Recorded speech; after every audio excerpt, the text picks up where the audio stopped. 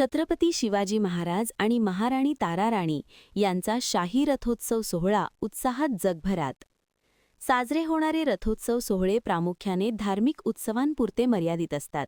मात्र कोल्हापूर शहराने ऐतिहासिक युगपुरुषांना देवतुल्य सन्मान देत एक वेगळी परंपरा जपली आहे.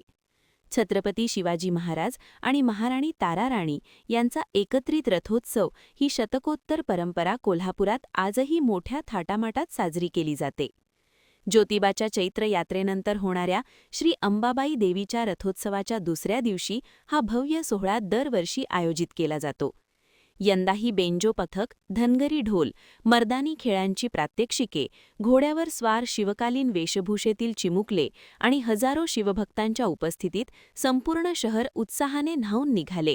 कोल्हापूरचं ऐतिहासिक वैभव जे राजश्री शाहू महाराज असतील, महाराणी ताराबाई असतील, शककर्ते शिवाजी महाराज असतील, या सगळ्यांच्या कारकिर्दीचा एक जिवंत आढावा जर आपण म्हटला तर हे कोल्हापूरचं संस्थान आहे. या कोल्हापूर संस्थानच्या संस्थापिका महाराणी ताराबाई आणि शककर्ते छत्रपती शिवाजी महाराज यांच्याच कार्याचा आणि त्यांच्या राज्यव्यवस्थेचा आदर्श घेऊन राजश्री शाहू महाराजांनी आपली कारकीर्द इथं घडवलेली आहे.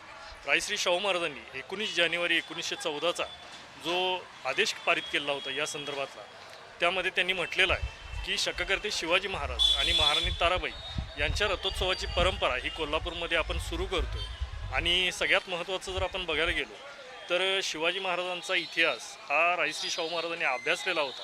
महाराणी ताराबाईंचं जे कर्तृत्व आहे ते त्यांनी अभ्यासलेलं होतं आणि या दोन्ही व्यक्तिमत्वांबद्दल राजश्री शाहू महाराजांना फार आदर होता. तर या आदरयुक्त गोष्टीमधूनच राजश्री शाहू महाराजांनी या रथोत्सवाची परंपरा कोल्हापूरमध्ये 1914 रोजी सुरू केलेली आहे आणि त्या कालखंडापासून आज 112 वर्ष होत आलेली आहेत.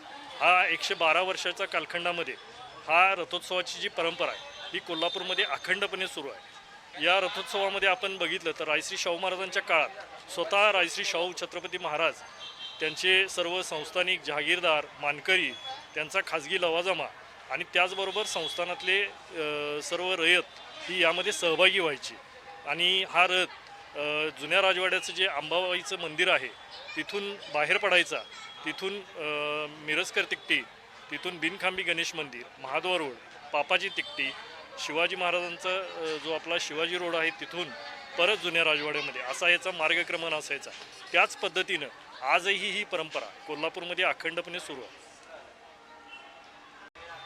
कोल्हापूरचे भाग्यविधाते राजर्षी शाहू महाराज यांनी 19 जानेवारी 1914 रोजी हा रथोत्सव सुरू केला. हा रथोत्सव छत्रपती शिवाजी महाराजांचा आणि महाराणी ताराराणींचा रथोत्सव म्हणून साजरा होतो.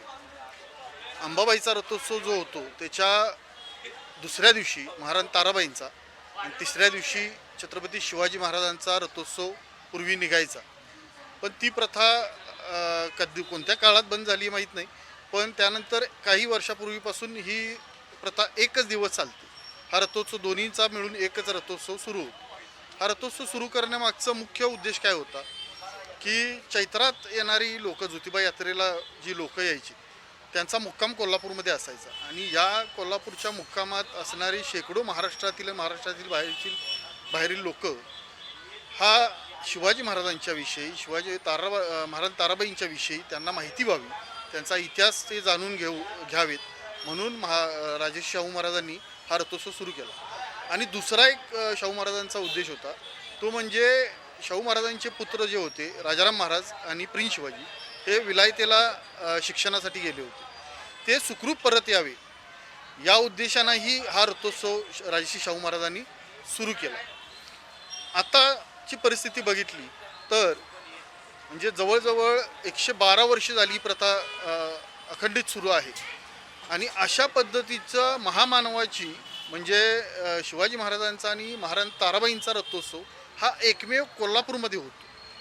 इतर ठिकाणी वेगवेगळ्या देवदेवतांचे वगैरे रथोत्सव सुरू होतात, पण राजर्षी शाहू महाराजांनी हा सुरू केलेला रथोत्सव अद्वितीय आणि महाराष्ट्रातील जनतेला, खास करून शिवाजी महाराज आणि महाराणी ताराबाई साहेब यांचा इतिहास महाराष्ट्रातील जगभरातील लोकांना समजावा या दृष्टीने राजर्षी शाहू महाराजांनी अनेक पुस्तकं लोकांसमोर आणली. शिवचरित्र लोकांसमोर आणण्यासाठी अगदी काही इतिहासकारांना विदेशात म्हणजे लंडनपर्यंत नेलं आणि त्यांना उपलब्ध साहित्य मिळावं, संदर्भ साधने मिळावी यासाठी महाराजांनी खूप मोठ्या प्रमाणावर मदत केली.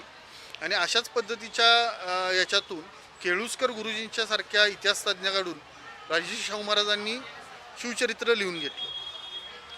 ही प्रथा अशीच सूर्यचंद्राप्रमाणे अखंडित राहावी ही सदिच्छा.